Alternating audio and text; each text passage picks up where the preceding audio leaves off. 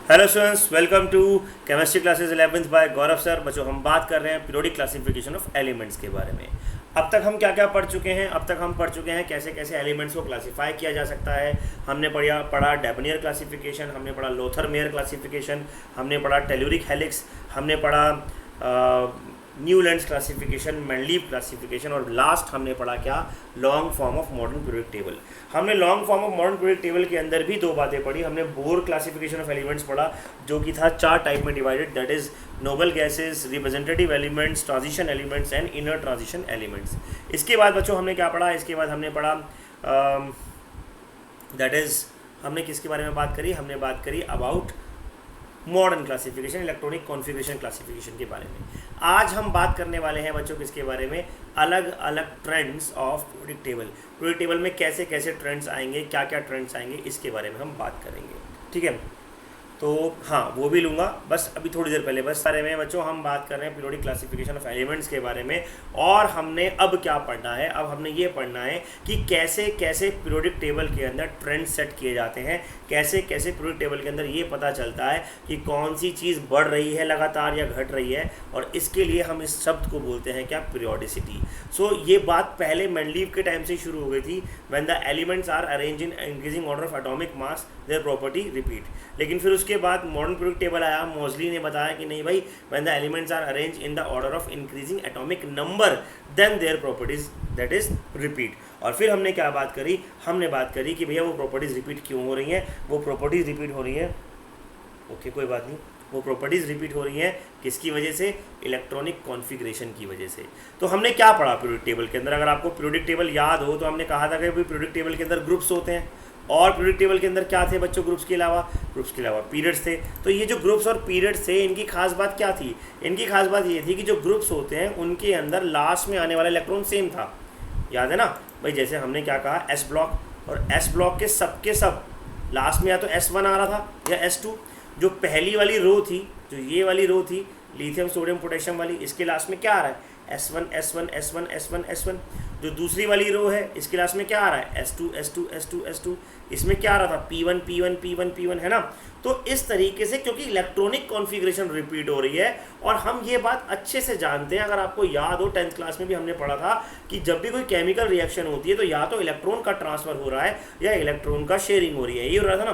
तो electrons are the, thank you बेटा, तो electrons are the one of the best measurement of the property, और one of the only measurement of the property, chemical property of any atom. तो हमें electronic configuration पे ज़्यादा ध्यान देना है। ठीक है, अब एक एक करके हम उन प्रॉपर्टीज़ के बारे में बात करेंगे कि वो प्रॉपर्टीज़ कौन सी हैं जो बार बार रिपीट हो रही हैं। अच्छा, यहाँ पर एक बात मैं आपको बता दूँ, कुछ लोग कहते हैं कि प्रॉपर्टीज़ रिपीट हो रही हैं, ये ज़रूरी नहीं है। अब क्या कहने का मतलब है? पीरियोडिक टेबल में सिर्फ प्रॉपर्टी रिपीट नहीं होते हैं, प्रॉपर्टी रिपीट होते हैं, लेकिन सिर्फ प्रॉपर्टी रिपीट नहीं होते हैं। Properties not only repeat but some time change. लेकिन वो चेंज कैसा होता है? They some time gradually change. समझे बात को? चेंज तो होगा पर वो ग्रेजुअली चेंज होगा। जैसे वेरी करेंगे, बिल्कुल वेरी करेंगे, लेकिन वो ग्रेजुअली होगा। ग्रेजुअली का मतलब क्या होता है बेटा? जैसे मान लो यहाँ पर लास्ट में 1 इलेक्ट्रॉन आ रहा है, यहाँ 2 आ रहा है, यहाँ लास्ट में 3 आ रहे हैं, यहाँ लास्ट में 4 आ रहे हैं, 5 आ रहे हैं, 6 आ रहे हैं, 7 आ रहे हैं, 8 आ रहे हैं। तो number of electrons along the period, number of electrons along the period gradually change हो रहे हैं। ऐसा नहीं है कि 1 आ रहा है और सीधा फिर 10 आ गया, या 2 आ रहा है और फिर सीधा 8 आ गया। तो ग्रेजुअली चेंज हो रहे हैं। साइज यहाँ पे चेंज होगा तो भी ग्रेजुअली होगा, यहाँ पे चेंज होगा तो भी ग्रेजुअली होगा, चेंज होगा। ऐसा नहीं है कि लिथियम और सोडियम का साइज एक बराबर है, नहीं, लिथियम बड़ा है, छोटा है, सोडियम बड़ा है, लेकिन वो ग्रेजुअल इंक्रीमेंट होगा। आप बता सकते हो कि ऑलमोस्ट इतना होगा, ऑलमोस्ट, ये भी अप्रोक्सीमेटली बताओगे पर बता पाओगे। तो या तो सेम होंगी प्रॉपर्टी, और अगर सेम नहीं होंगी तो हम ऐसा मान के चलते हैं जनरली 99% वो प्रॉपर्टी कैसे चेंज होंगी? ग्रेजुअली चेंज होगी। तो ये बहुत इंपॉर्टेंट बात है। हम इस बात को कई बार भूल जाते हैं और हम क्वेश्चन में गलत कराते हैं।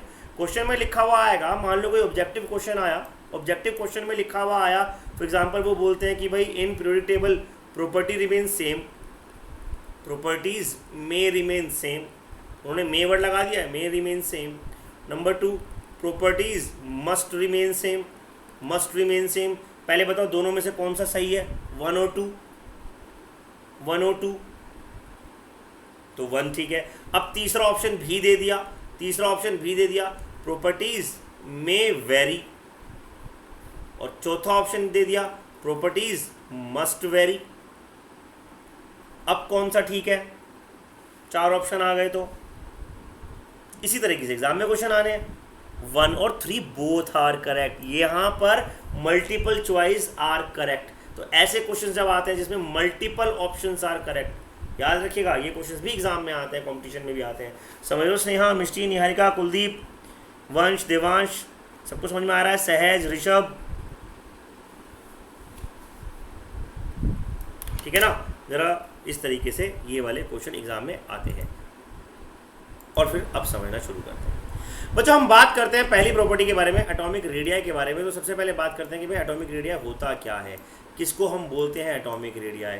तो it is the distance from the centre of the nucleus to the outermost shell containing the electron is called atomic radii. किसी भी एटम का, अविरल बहुत जल्दी आया है क्लास में बेटा, किसी भी एटम का उसके न्यूक्लियस से लास्ट शेल का जो इलेक्ट्रॉन होगा वहाँ तक का जो डिस्टेंस होगा वो कहलाएगा एटॉमिक रेडियाई। क्योंकि एटम का साइज उसकी रेडियस पर डिपेंड करेगा। हम मान के चल रहे हैं एटम कैसे, एक स्फेरिकल बॉडी है, एक 3 डायमेंशनल स्ट्रक्चर है, तो उसका वॉल्यूम क्या हो जाएगा, 4/3 पाई आर क्यूब है ना। वॉल्यूम ऑफ स्फीयर यही तो होता है ना, शायद यही होता है ना। तो वो क्या हो जाएगा, 4/3 पाई आर क्यूब। तो इसका मतलब उसके रेडियस पर डिपेंड करेगा। So the distance between the, अब रेडियस क्या है, रेडियस है distance between the atom and the last outermost electron. बात समझ में आती है इतनी? Distance between the atom and the last outermost electron is called radii. अब प्रॉब्लम क्या आता है बच्चों कि हम ये रेडियाई नाप नहीं पाते।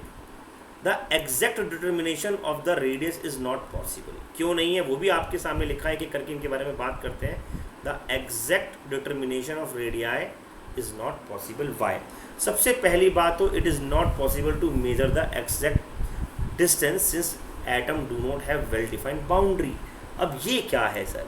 याद कीजिए जब हमने सेकंड चैप्टर पढ़ा था, स्ट्रक्चर ऑफ एटम पढ़ा था, तो मैंने कहा था दैट द शेल्स आर, या शेल्स या एनर्जी लेवल या ऑर्बिट क्या होते हैं, these are the probabilities of finding the electrons and this is the maximum probability. ये कैसी प्रोबेबिलिटी है? मैक्सिमम। लेकिन ये क्या है? ये प्रोबेबिलिटी है। ये क्या है? ये प्रोबेबिलिटी है। यानी कि आप एग्जैक्टली कभी कह ही नहीं सकते कि इलेक्ट्रॉन यहाँ घूम रहा है। हो सकता है वो यहाँ हो, यहाँ हो, यहाँ हो, यहाँ हो, यानी कि वो तो जिगजैग भी घूम सकता है ना? याद है ना स्क्रोंजर वेव इक्वेशन? हाँ कि ना? याद है ना स्क्रोंजर वेव इक्वेशन? तो स्क्रोंजर वेव इक्वेशन के हिसाब से इलेक्ट्रॉन तो कहीं भी हो सकता है, आखिरी वाला इलेक्ट्रॉन भी कहीं भी हो सकता है। तो अगर मैं रेडियस की बात करूँ तो रेडियस ये है, रेडियस ये है, रेडियस ये है, रेडियस ये है, या रेडियस ये है, तो हमें एग्जैक्ट रेडियस तो पता ही नहीं चल पाएगा। और ये वैसे भी इतनी माइन्यूट चीज़ है, इसमें और ज़्यादा दिक्कत आती है। दूसरी बात में क्या प्रॉब्लम आई बच्चों कि चलो मान लिया हीलियम, नियॉन, आर्गन, क्रिप्टन और जिनॉन और रेंडॉन, ये एटम तो अकेले मिल जाते हैं क्योंकि ये नोबल गैस होते हैं, है ना। लेकिन बाकी कोई भी एटम दुनिया में अकेला मिलता ही नहीं है। वो या तो अपने जैसों के साथ मिलता है, जैसे मान लो Cl2 2 Cl हो गए, O2 2 हो गए, या NaCl सोडियम के साथ Cl हो गया, CO2 H2O। तो आपको कोई भी एलिमेंट अकेला मिल ही नहीं रहा। और जब अकेला ही नहीं मिल रहा तो उसका साइज कैसे नापोगे? फॉर एग्जांपल मान लो आप दर्जी के पास गए और आप और आपका भाई एक साथ खड़े हुए हैं, दर्जी ने कहा हाथ ऊपर करो, आपने दोनों भाइयों ने हाथ ऊपर कर दिए, ऐसे थोड़ी होता है ना? उनके बॉन्ड बने होंगे।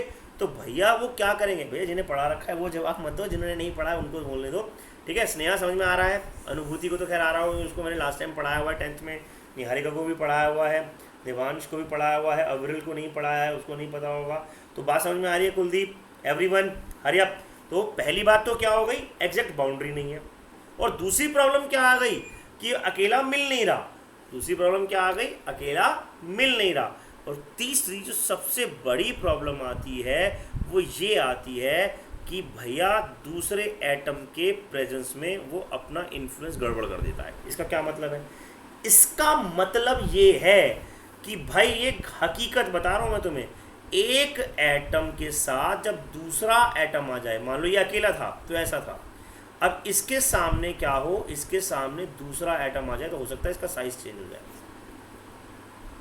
ये दिक्कत आती है, हो सकता है इसका साइज चेंज हो जाए। जैसे अगर तुम में से बहुत सारे लड़कों की बात की जाए, जैसे रुद्र की बात करें, देवांश की बात करें, तो ये बेचारे घर में ऐसे शरीफ घूमते हैं जैसे इनसे भोला भाला कोई है ही नहीं। और अगर बात करें भैया स्कूल में आ जाओ, जब पेरेंट्स सामने नहीं होते तो रुद्र भाई से कोई लड़के दिखा दे, एक बार रुद्र रूप दिखा देगा अपना। क्यों रुद्र, सही कह रहा हूँ गलत कह रहा हूँ? हुड्डा साहब को तो सब जानते हैं इस बात पे, है ना। तो आपका एटीट्यूड चेंज हो गया, व्हाट आई मीन टू से, आपका साइज चेंज हो गया, आपका इफेक्ट आ गया। अब उस इफेक्ट की वजह से ये साइज में भी इफेक्ट आएगा, इलेक्ट्रॉन में भी चेंज आएगा। तो हम इन 3 कारणों की वजह से, इन 3 रीजंस की वजह से किसी भी एटम का अकेले का साइज नहीं नाप सकते।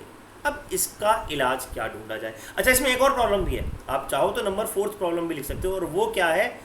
We do not have a very precise word समझते हो? बिल्कुल एग्जैक्ट नापने वाला स्केल भी तो नहीं है। आप घर में इंची टेप यूज़ करते हो जिससे मकान नापा जाता है, या वो जिससे कपड़े नापे जाते हैं, या वो जिससे आप स्कूल में पेंसिल से लाइन ड्रॉ करते हो स्केल से, वो वाला स्केल तो यूज़ कर नहीं सकते, है ना। तो बहुत बड़ा स्केल है, तो एटम को नापने के लिए स्केल भी छोटा चाहिए। छोटे से मेरा मतलब इलेक्ट्रॉन माइक्रोस्कोप में फिट करना पड़ेगा, कहीं भी फिट करना पड़ेगा, अपने आप पे बहुत प्रिसाइज होना चाहिए। So it's not possible very easily. है, मैं ये नहीं कह रहा हूँ we do not have a very precise, और it is not easy you can say। अगर है भी तो उसको यूज़ करना बहुत ईजी नहीं है, can not easily use it, ठीक है ना। समझ रहे हो बात को, क्या कहना चाह रहा हूँ मैं? इट कैन नॉट बी और can not be easily use. तो ये कुछ कारण हैं जिसकी वजह से हम एटम के साइज़ को नहीं नाप पाते, एटम के एग्जैक्ट साइज़ को नहीं नाप पाते एग्जैक्टली आइसोलेट करके। अब इन सब बातों का इलाज क्या ढूंढा गया? हाँ, अब कौन बताएगा जी? पुराना बच्चा कोई बताना चाहे, जिसने पहले पढ़ रखा है 10th क्लास में ही मुझसे, वो एक अलग बात है। फिर भी बताना चाहे तो क्या करना पड़ेगा भैया? एग्जैक्टली नापना है तो हमें क्या कहना पड़ेगा भाई, कैसे नापें? तो हम क्या करते हैं, तो हम एटम का रेडियाई ना नाप कर 2 एटम का रेडियाई नापते हैं। कैसे? मान लीजिए आपने एक एटम लिया ए, और आपने क्या करा, आपने दूसरा एटम लिया बी। सर वेट करें, अच्छा बता रही है, बता फिर जल्दी बता, इतना टाइम निकल गया।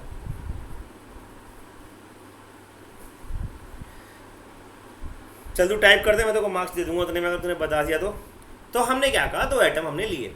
अब बच्चों मैंने ये कहा कि इस एटम का न्यूक्लियस ये रहा, इस एटम का न्यूक्लियस ये रहा, और ये दोनों के बीच का डिस्टेंस है। अगर मैं इस डिस्टेंस को हाफ कर दूं तो मैं मान सकता हूं कि अप्रॉक्सीमेटली क्या आ गया हमारे पास सर 2 एटम के न्यूक्लियस के डिस्टेंस को मेज़र कर लेते हैं। यस, वही मैं बता रहा था, और वही निहारिका ने बताया कि 2 एटम के न्यूक्लियस के बीच का डिस्टेंस नाप लेंगे, और जब हम बीच का डिस्टेंस नापेंगे तो उसको हम क्या करेंगे, हाफ़ कर देंगे। और हाफ़ करके क्या कर देंगे, बिल्कुल मैंने 10th में बताया था, मैं मानता हूँ यहाँ पर भी आपको सेम बात पढ़नी है। हाफ़ करके हम क्या बोल देंगे, वो एटम का रेडियस है। समझ गए? तो 2 एटम लिए और 2 एटम को बॉन्ड बनाया और बॉन्ड को हाफ कर दिया। तो इसका प्रॉब्लम का सोल्यूशन क्या आया? We can make a bond, हम बॉन्ड बना सकते हैं, और उसके बाद हम क्या कर सकते हैं, उसका हाफ कर सकते हैं। अब बॉन्ड बनाने में प्रॉब्लम आती है। क्या प्रॉब्लम आती होगी मिष्टी, स्नेहा, परी आजकल गायब रहती है। परी क्या प्रॉब्लम आती होगी?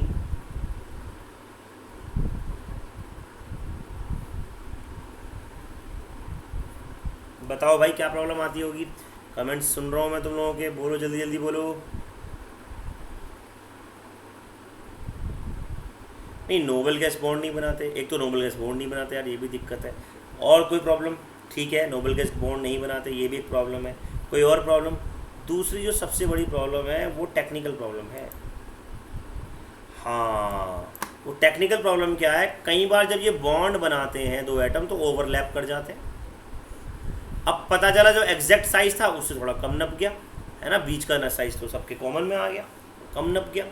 या फिर बॉन्ड बनाते तो दूर दूर रह जाते हैं, तो हो सकता है ज़्यादा नाप लें। तो इस तरीके से प्रॉब्लम आती है, लेकिन आती है। अब इसका सॉल्यूशन तो हमारे पास है मतलब आप आइसोलेट नहीं कर सकते, आपको ऐसे ही नापना पड़ेगा। तो हम क्या करते हैं, हम अलग अलग एटम को अलग अलग तरीके से नापते हैं, अलग अलग तरह का रेडियाई निकालते हैं। तो एटॉमिक रेडियाई भी अलग अलग तरह के हो गए। कैसे हो गए देखेंगे, समझेंगे, बात करेंगे। जिसको समझ में ना आ रहा हो मुझे बताते रहना, मैं दोबारा बता दूंगा। तो हम क्या करते हैं, इनके अलग अलग रेडियाई नापते हैं। जैसे कि हमारे पास पहला रेडियाई जो हम नापते हैं इनका, वो आता है कौन सा, उस रेडियाई को बोलते हैं बच्चों कोवेलेंट रेडियाई। क्या बोलेंगे, कोवेलेंट रेडियाई। अब नाम से पता चल रहा है कोवेलेंट रेडियाई, इसका मतलब क्या है, इसका मतलब वो कौन सा बॉन्ड बना रहा है, इसका मतलब वो कोवेलेंट बॉन्ड बना रहा है। चल भाई, वो कौन सा बॉन्ड बना रहा है, ये कोवेलेंट बॉन्ड बना रहा है। तो ऐसे दो एटम जो आपस में कोवेलेंट बॉन्ड बना रहे हो, जैसे HCl आपस में क्या बनाते हैं, कोवेलेंट बॉन्ड बनाते हैं। तो इनके बीच का जो डिस्टेंस है उसको लीजिए और हाफ कर दीजिए, ये कहलाएगा क्या, covalent radii. 1/2 of the distance between the center of the nuclei of the two adjacent similar atom joined to each other by single covalent bond। Covalent bond से जुड़े हुए एटम का रेडियाई कोवेलेंट रेडियाई। अच्छा, अगर मान लो covalent radii नहीं नापना sir, हमारा ना मन नहीं कर रहा, या हम ये देखना चाह रहे हैं कि हो सकता है सर दूसरे तरीके से अलग सा रेडियाई निकलता हो सकता है भाई, अलग सा रेडियाई निकलता हो, कोई मना तो कर नहीं सकता इस बात को। तो क्या करें सर, तो हम क्या कर सकते हैं, कोवेलेंट की जगह हम आयनिक रेडियाई नाप सकते हैं। कोवेलेंट की जगह कौन सा ले सकते हैं, आयनिक रेडियाई। अब आयनिक रेडियाई क्या होता है सर, बोलो जी, ये तो आसान हो गया। अब आयनिक रेडियाई क्या है, अगर कोवेलेंट रेडियाई दो एटम के बीच में बने हुए कोवेलेंट बॉन्ड का आधा डिस्टेंस है, अगर कोवेलेंट रेडियाई दो एटम के बीच में बने हुए कोवेलेंट बॉन्ड का आधा डिस्टेंस है, तो आयनिक रेडियाई क्या हो जाएगा, आयनिक रेडियाई भैया दो एटम के बीच में बने हुए आयनिक बॉन्ड का आधा डिस्टेंस हो जाएगा। So that will be known as ionic radii. Yes, metal और नॉन मेटल आपस में जुड़ जाएंगे, वो तो ठीक है, मैं आयनिक बॉन्ड नहीं पूछ रहा, आयनिक रेडियाई। तो आयनिक रेडियाई किससे बना, आयनिक बॉन्ड की वजह से बना। जैसे कि NaCl, तो एक Na का एटम था, एक Cl का एटम है, और इन दोनों के बीच का जो बॉन्ड बनेगा, इन दोनों के बीच का जो बॉन्ड बनेगा वो क्या कहलाएगा, वो आयनिक रेडियाई कहलाएगा, वो आयनिक रेडियाई कहलाएगा। अब कोवेलेंट बॉन्ड में शेयरिंग होती है, समझ रहे हो बात को, कोवेलेंट बॉन्ड में शेयरिंग होती है। शेयरिंग होती है तो दोनों पास पास आ गए, पास पास आ गए तो क्या करेंगे, यानी कि जो साइज एक्चुअल है उससे कम आ रहा होगा, जो एक्चुअल साइज है उससे कम आ रहा होगा। और आयनिक रेडियाई में ट्रांसफ़र होता है, थोड़ा दूर दूर रहते हैं, ट्रांसफ़र होता है, तो एक्चुअल रेडियाई से थोड़ा सा ज़्यादा आ रहा होगा। एवरेज निकाल लो, बराबर हो गया। तो हम क्या करते हैं, एवरेज रेडियाई निकाल लेते हैं, इसका भी निकाल लिया, इसका भी निकाल लिया, एवरेज मान लिया, हो गई कहानी ख़त्म, हो गई टेंशन ख़त्म। तो हम एवरेज निकाल लेते हैं। हाँ जी, बोलना जी वाहिगुरु, समझ में आया नहीं आया, जल्दी बोलो। हाँ जी, तो अब आता है भैया, इसके बाद उन गैसेस के बारे में बात करेंगे, जैसे कि नोबल गैसेस हो गई, तो उनका क्या करा जाए, हीलियम का, नियोन का, क्योंकि तो बॉन्ड ही नहीं बनाते। कांट से ना, we can say, chemistry can say anything बच्चे, यही तो केमिस्ट्री की बात है। असल में कुछ लोग होते हैं जो बोलते हैं केमिस्ट्री एक्सेप्शन है, केमिस्ट्री कुछ एक्सेप्शन नहीं है, सब चीज़ों में लॉजिक है। ये उनके चक्कर में मत पड़ना। वो जो आता है, वो कौन सा एक शो आया था टीवी पर, वो उस पर यूट्यूब पे एक शो आता था, उसमें वो बोलता है केमिस्ट्री एक्सेप्शन है, केमिस्ट्री एक्सेप्शन है। कुछ भी एक्सेप्शन नहीं है, सिर्फ केमिस्ट्री की बेइज्जती कर रहे हैं वो लोग। मेरी बात कराओ, ढंग के लोगों से बात करनी नहीं आती उन लोगों को। I will tell you everything have a reason behind it, ठीक है। अब हम अगर बात करें किसके बारे में, हम बात करें हीलियम जैसी गैस के बारे में, नियॉन जैसी गैस के बारे में, तो भैया ये दूर दूर रहती हैं, लेकिन इसके बावजूद इनके बीच में एक अट्रैक्शन फोर्स होता है बच्चों। जैसे दो मासेस बॉडीज के बीच में ग्रेविटेशनल फोर्स होता नहीं होता, ग्रेविटेशनल फोर्स, ऐसे ही दो एटम्स के बीच में अगर कोई बॉन्ड नहीं बन रहा तो भी एक फोर्स होता है। दो एटम्स के बीच में, ध्यान से सुनना, कोई भी बॉन्ड नहीं बन रहा तो भी एक फोर्स होता है, और उस फोर्स को हम, उनमें से एक फोर्स होता है, इसका नाम होता है वैन डर वाल रेडियाई। इसका मतलब और भी होते हैं, हाँ और भी होते हैं, पर ये सबसे कॉमन है वैन डर वाल रेडियाई। इसका नाम रखा गया एक साइंटिस्ट के नाम पे, जिनका नाम था वैन का वी छोटा है, डर, और WAAL वॉल है, याद रखना। तो WAAL वॉल है, इसकी स्पेलिंग में वाल है, वॉल नहीं है, ठीक है, वाल not wall, see my lips, ठीक है ना, तो उस तरीके से मैं प्रोनाउंस कर रहा हूँ, वैन डर वाल, ठीक है। तो इनके भाई साहब ने क्या ढूंढा, इन भाई साहब ने ढूंढा कि जो दो एटम होते हैं वो आपस में एक दूसरे को अट्रैक्ट करते हैं, भले वो एक दूसरे को जानते हो ना जानते हो, भले वो बॉन्ड बना रहे हो ना बना रहे हो, शेयरिंग वेयरिंग बहुत दूर की बात है। अब अट्रैक्ट होते तो एक दूसरे के पास तो रहेंगे ही रहेंगे, इसकी वजह से हम इनके बीच के अट्रैक्शन को बोल देते हैं वैन डर वाल रेडियाई, और यहाँ से इसे नाप लेते हैं। अब ये प्रॉब्लम है, ये प्रॉब्लम क्या है, इसके अंदर आप जो रेडियाई नाप रहे हो उसमें बहुत बड़ा एरर आ रहा है। आप चेक करो, इतना फालतू नप रहा है, नप रहा है, नप रहा, so this is error. Sir इतना ज़्यादा बड़ा एरर आ जाएगा ये तो, बट आपके पास यही ऑप्शन है, इसके अलावा आपके पास ऑप्शन नहीं है, इसके अलावा आपके पास ऑप्शन नहीं है। फिर क्या करा जाए, और तरीके हैं पर हम बाद में कभी डिस्कस करेंगे। फिलहाल तुम्हारे कोर्स में यही तरीके हैं, तो तुम्हें इन्हीं को डिस्कस करना है। तो तुम क्या मान के चलोगे, तुम मान के चलोगे द गैसेज और नोबल गैसेज और any atom which do not form any molecule और which remains individual, they can be measured by another radii known as van der वाल रेडियाई। उसकी रेडियाई को क्या बोलेंगे, वैन डर वाल radii, which is because of the force called van der Waals force. ये किसकी वजह से लग रहा है, एक फोर्स की वजह से, इसका खुद का नाम है क्या, वैन डर वाल फोर्स। तो इस तरीके से इस एटम का या ऐसे एटम्स का रेडिया निकाला जाता है। ओके, मैं बताता हूँ कैसे एरर आया। अब देखो कैसे एरर आया। मान लो बेटा, अभी मैं बताता हूँ जैसे क्या हुआ था। बात है आज से 4-5 साल पहले की। थोड़े दिन ख़राब चल रहे थे मेरे। दिन कैसे ख़राब चल रहे थे, शादी के लिए ना मेरे घर वाले लड़की ढूंढ रहे थे मेरे लिए, मतलब। तो मेरी हाइट है अराउंड 5 फुट 6 इंच, थोड़ा कम हाइट है अकॉर्डिंगली पंजाबी लोगों के हिसाब से देखा जाए, या पंजाब साइड जाया जाए तो वहाँ थोड़ी कम हाइट है। End of course my parents wants Punjabi girl, है ना। तो क्या हुआ, एक दिन क्या हुआ, उन्होंने मुझे क्या करा, वुडलैंड के शूज़ ला के दिए। उसमें ये इतनी बड़ी बड़ी हील होती है, बहुत मोटी मोटी। मैं अभी वो वुडलैंड की शूज़ पहनता हूँ कभी कभी, तो उसमें इतनी बड़ी बड़ी हील होती है। उस हील की वजह से क्या हुआ, मेरी हाइट 4 इंच और बढ़ गई। तो 5'6" से मैं सीधा 5'10" हो गया, 5'10" हो गया। लेकिन वो हकीकत में तो नहीं थी, है ना। हमने गलत नापी ना, हमने गलत नापी, तो एरर है ना। हम नाप तो रहे पर वो गलत है, तो ये रिश्ता हो गया, हो गया तो हो गया। इस तरीके से काम हो गया। ऐसे ही यहाँ पर क्या हो रहा है, 2 हीलियम एटम है या 2 नियोन एटम है, ध्यान से समझ बच्चे, है ना। एक नियोन एटम ये है और एक नियोन एटम ये है। अब ये एक दूसरे से इतनी दूर खड़े हैं। अब इनके बीच का डिस्टेंस मैं यहाँ से शुरू करके यहाँ तक ले जाता हूँ, तो इसका एग्जैक्ट रेडियाई कितना था, एग्जैक्ट तो केवल इतना था ना बच्चे। और हमने नापा कितना, हमने नाप लिया इतना। So this part, sorry not इतना, आई एम सॉरी, नॉट इतना, हमने नाप लिया ये यहाँ से यहाँ तक इतना। तो इसमें कितना पार्ट फालतू नापा गया, इतना पार्ट फालतू नापा गया। दिस इज एक्स्ट्रा, और एक्स्ट्रा को बोलते हैं बेटा क्या, एरर। क्या बोलते हैं बच्चे, एरर। आपने गलत नापा, this is called error. Physics में जब आप कैलकुलेशन में गलत नापते हैं तो वो एरर कहलाता है। तो जब स्केल को नापते हैं एरर समझ में आता है ना, ये एरर है। इस तरीके से वैन डर वाल radii are not the exact radii. अभी तो एरर तो इसमें भी आ रहा था, एरर तो आयनिक में भी आ रहा है, एरर तो कोवेलेंट में भी आ रहा है, लेकिन इनका एरर फिर भी झिल जाता है थोड़ा बहुत। वैन डर वाल का एरर तो कुछ इतना बड़ा एरर है, इसको इस तरीके से समझ लो कि आप मार्केट में शर्ट लेने गए या कोई ड्रेस लेने गए और उसका साइज़ था बेचारा क्या, स्मॉल, और तुम लिया डबल एक्सेल। तो स्मॉल वाले 4 आ जाएंगे डबल एक्सेल में, आ जाएंगे नहीं आ जाएंगे। तो ये एरर इन मेजरमेंट हो गया। क्या हो गया, एरर इन मेजरमेंट हो गया। तो वैन डर वाल रेडियाई थोड़ा गड़बड़ करती है, लेकिन अब है तो है, हमें यही नापनी है। इस तरीके से एटम का रेडियाई नापा जा सकता है। ठीक है बच्चों, तो इसके आगे का करेंगे हम बाद में। तो बच्चों हम नेक्स्ट लेक्चर में बात करेंगे कैसे कैसे इस प्रॉब्लम को सॉल्व करा गया कि